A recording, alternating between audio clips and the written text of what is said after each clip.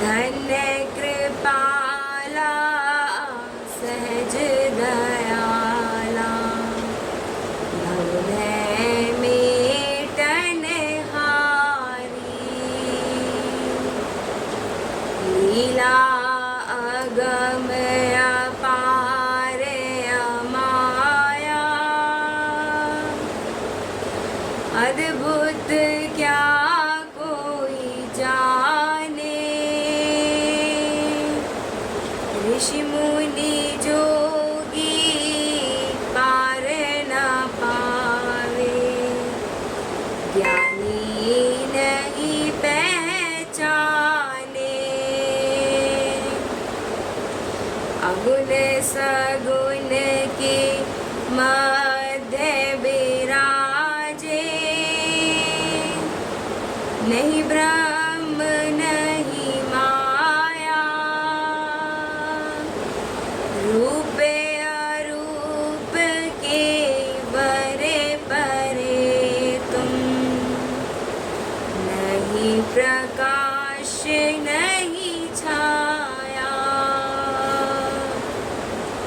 सब में व्याप्त तुम्हारी सत्ता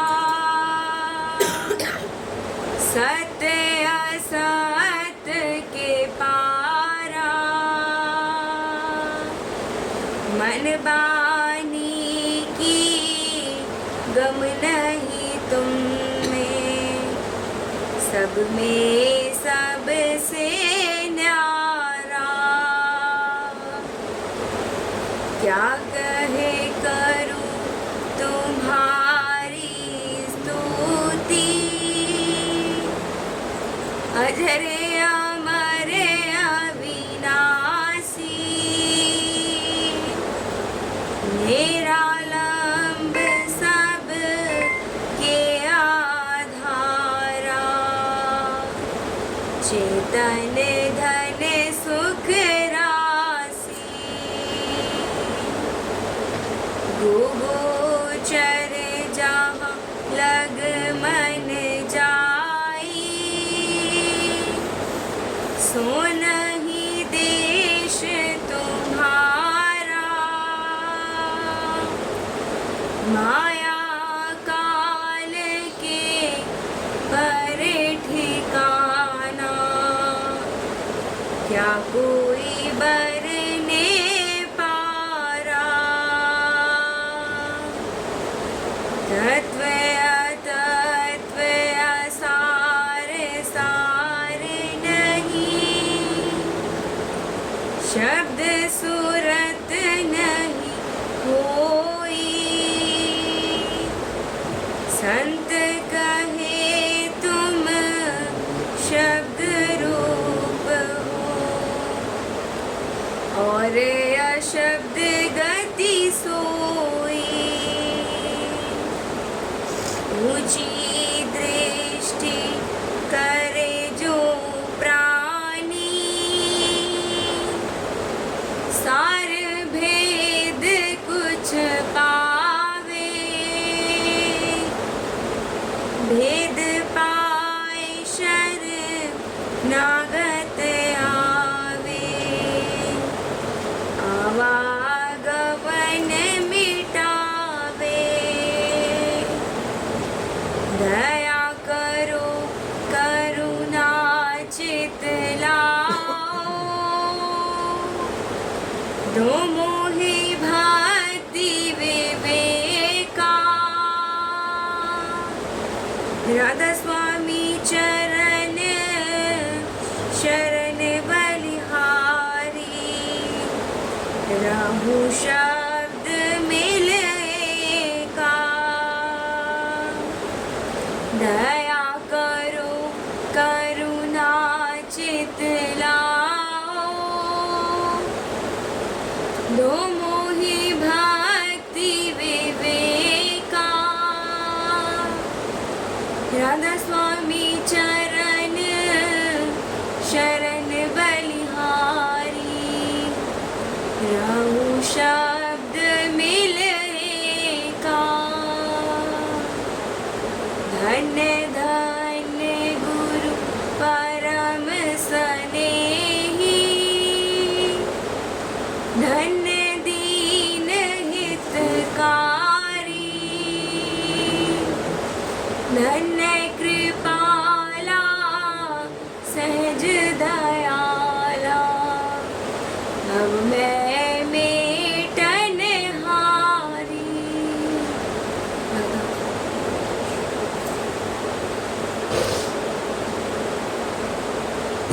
तो पिछले दिनों में व्यस्त रहा और 3 मेरे बहुत करीबी लोग जो है सदगति को प्राप्त हो गए या दुनिया छोड़ के गए। और मौत जो है सबसे बड़ा गुरु होता है, जो हमारे करीब के लोग जब जाते हैं तब आप सब सोचने के लिए मजबूर हो।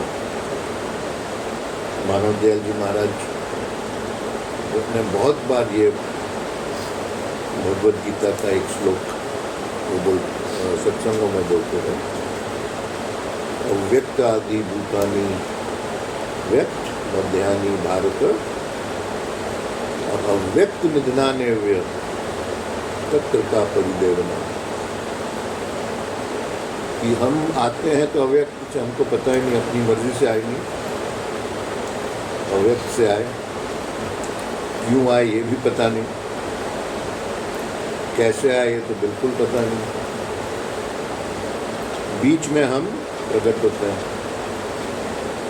और फिर मरने के बाद पता नहीं कहाँ जाते हैं, अव्यक्त में चले जाते हैं। तो जब अव्यक्त से आए और अव्यक्त में गए तो बीच की क्यों चिंता करना। हम चिंता करें तो भी वही चलाता है जिसने लाया और जो ले गया। ये जो बीच की अवस्था है इसमें हम चिंता करने बैठ जाते हैं। किसको पता हम कहाँ से और कहाँ गए। कबीर साहब ने कहा कि उठते कोई ना आया जैसे पूछू जाए और इतने सब कोई जाता है, भार लगाए भार लेके चलते हैं और उसी भार की वजह से उनको वापस आना पड़ता है। भार यानी क्या, जो भी हमारे नज़दीकी लोग हैं उनसे अटैचमेंट, उनके प्रति एक कहो कि मटीरियलिस्टिक अटैचमेंट, आपका जर और ज़मीन जो स्वामी जी महाराज कहे कि इसकी इच्छा छोड़ के तब गुरु के पास आओ। तो ये जो वासना है, ये जो कामना है, ये क्या करती है, आत्मा को भारी करती है और फिर जो है इसी वजह से हमको वापस आना पड़ता है। फिर वापस आओ, माँ की कोख में 9 महीने जेल में रहो, वही चक्कर चलता रहता है। तो इसीलिए क्या करना है हमने और मैं सब 12 दिन था मैं वहाँ पर, तो बहुत सत्संग चलते हुए। तो हमने क्या करना है, राधा स्वामी मत में हम आए, इसका ध्येय क्या है कि मरने से पहले मर जाओ, मरने से पहले मर जाओ। मर जाओ यानी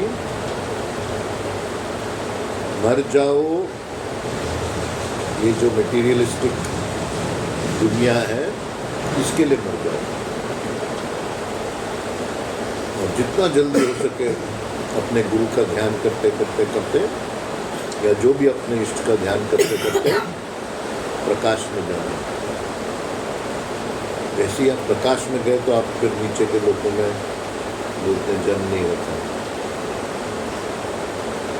तो ये मंतव्य है हमारा गुरु धारण करने का, और ये मंतव्य है हम जो रोज़ रोज़ ध्यान की प्रक्रिया करते हैं कि जितनी जल्दी हो सके हम इस जेल से छूट जाएं, ये जो चीज़ें हमको बांध के रखती है। और आप देखो कि मानव दयाल जी महाराज ने क्यों कहा कि फरवरी में मेरा जन्मदिन है। उनका जन्मदिन तो सितंबर में आता था, जिस समय उन्होंने शरीर छोड़ना था। तो क्या कहा उन्होंने सारी संगत को, अभी आप सब वापस आना, फरवरी में मेरा जन्मदिन है। तो जब शरीर छोड़ते हैं उसी दिन हमारा असली जन्म होता है। ये तो सारा कबीर साहब का है, साधो ये मुर्दों का गांव, ये सारा मुर्दों का गांव है। जो भी हम सब हैं सब एक मूर्छा में जी रहे हैं। तो कबीर साहब को मी पीर मरिए पैगंबर मरिए, ये मैं छोटा था तब एक सीरियल आती थी दूरदर्शन में कबीर की, ये सब मुझे बड़ा अच्छा लगता है।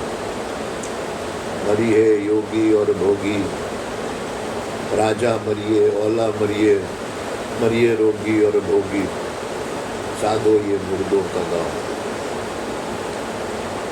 और जो गए हमको छोड़ के,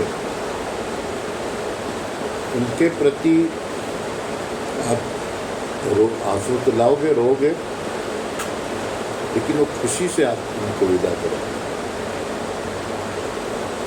कुछ ऐसे ऐसे मत हैं, वो तो सेलिब्रेट करते हैं, यानी सेलिब्रेट तो क्या बोलेंगे, जश्न मनाते हैं कि चलो ये गया।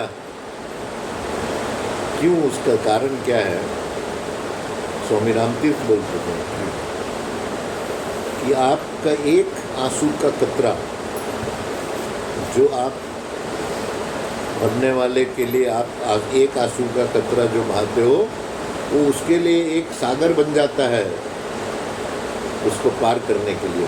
जब आत्मा चढ़ जाती है अपने रास्ते में, आपके एक आंसू के बूंद, आंसू का एक कतरा बूंद, आंसू की बूंद, वो उसके लिए सागर बन जाता है। क्यों आप उसको खींचते हो अपने मोह के चक्कर में? वो तो हंसी खुशी गया, उसके लिए तो प्रॉब्लम नहीं है। जो समस्या है वो हमारी समस्या है कि हमारे ज़िंदगी में एक बड़ा सा एक, उसको क्या बोलेंगे, वैक्यूम, खालीपन। हमारी ज़िंदगी के खालीपन के लिए हम रोते हैं, हम थोड़ी उस आत्मा के लिए रोते हैं कि हमारी ज़िंदगी में एक, और जितना वो आपसे करीब उतना आपका खालीपन है। और ये सारी ज़िंदगी नहीं जाता है, कोई कितना भी बोले मोह छोड़ो ये छोड़ो, ये नहीं जाता है। अब क्या है, इसी को प्रेम से, खुशी से उनको याद करना, वो फिर उनके आत्मा के लिए भारी नहीं पड़ता। और इसीलिए गुरु जो है, परम दयाल जी महाराज बोलते थे, जो जिसने गुरु किया है उसको यमराज कुछ नहीं कर सकता, निगुरे को नरक है। क्यों, क्या होता है जब हम शरीर छोड़ते हैं, शरीर कमज़ोर, मन कमज़ोर, तो उस समय क्या होता है, गुरु के वचन जो है ये सहारा बनता है। उस समय जो है गुरु की दया, गुरु की कृपा, गुरु का साथ, गुरु का आशीर्वाद, ये जो है उस मरने वाले के लिए, इसीलिए बोलते हैं जिसका गुरु, जो गुरु परायण या गुरुमुख होगा उसको यमराज कुछ नहीं कर सकता। यमराज यानी अपने ही मन के विचार। तो ये है, हम लोग अभी ध्यान शुरू करेंगे और इसी विचार से आप सुमरन करो कि यहाँ हमने नहीं रहना है और ये हमारा कर्म है। लाइट बंद कर दो बेटा, एक लाइट।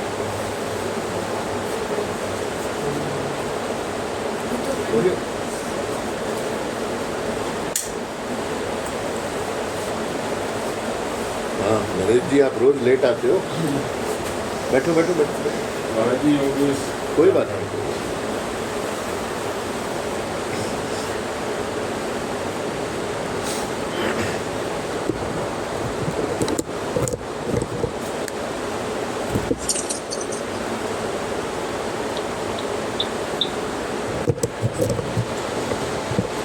दोनों आंख बंद करके बैठ जाइए।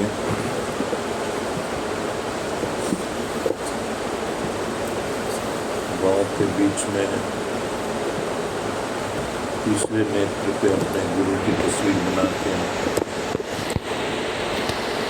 जो भी नाम आप जपते हो उसका मतलब समझ के धीरे धीरे धीरे धीरे सुमिरन करना है उस नाम का।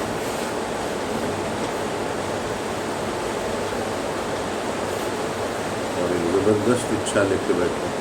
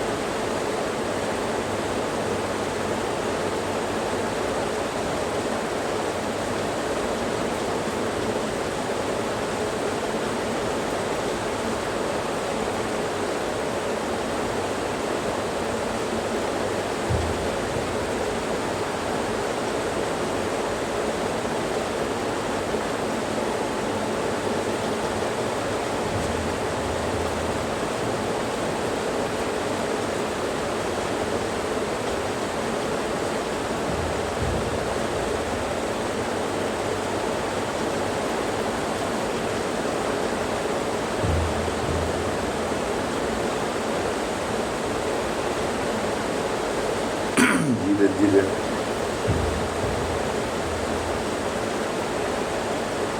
दीन भाव से अपने इष्ट के प्रति समर्पित हो।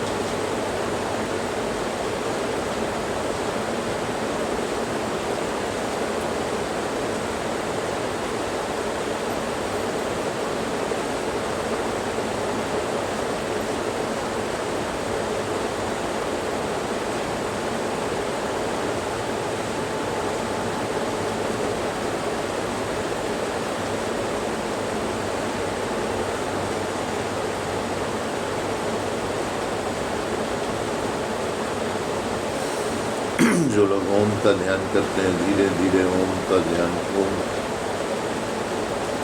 मंत्र का मन में उच्चारण करें।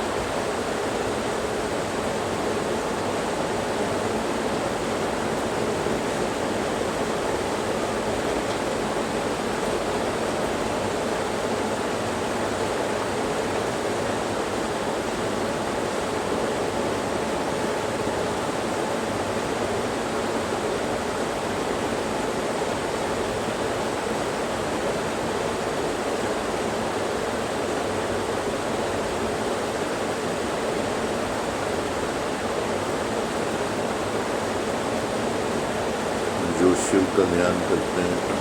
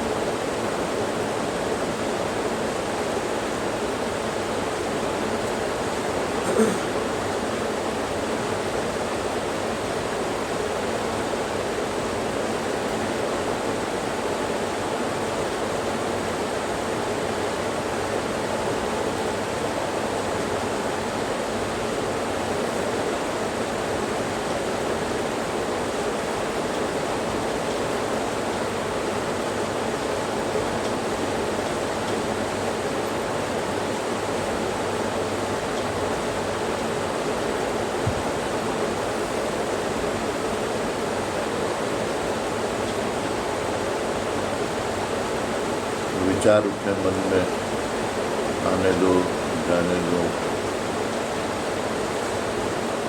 आप अपने इष्ट पे, गुरु पे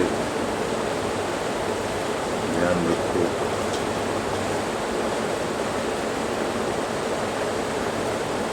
मांगो और मिलेगा।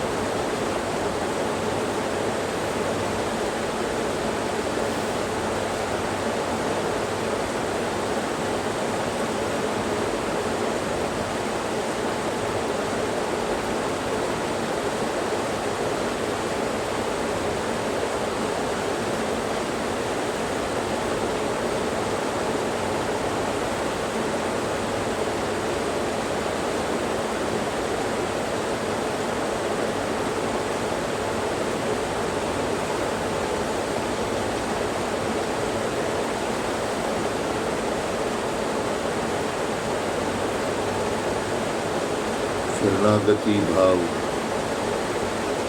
दीनता का भाव, ये भाव लाओ अपने अंदर आओ। शुक्र करो अपने से।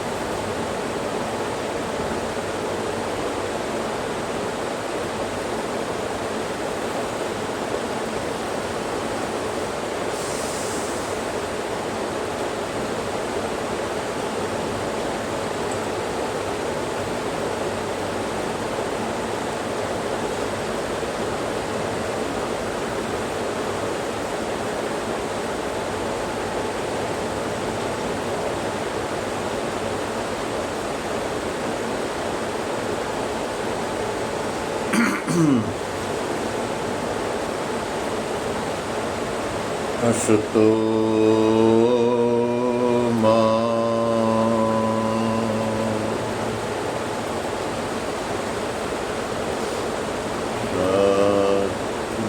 सद्गमय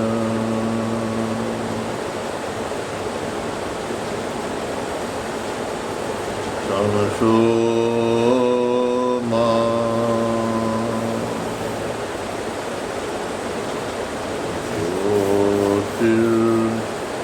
ज्योतिर्गमय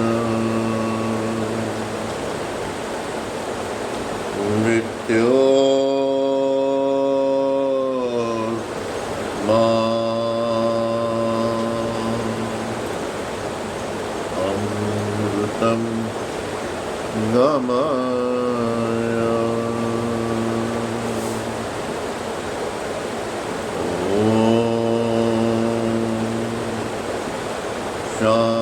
शांति शांति शांति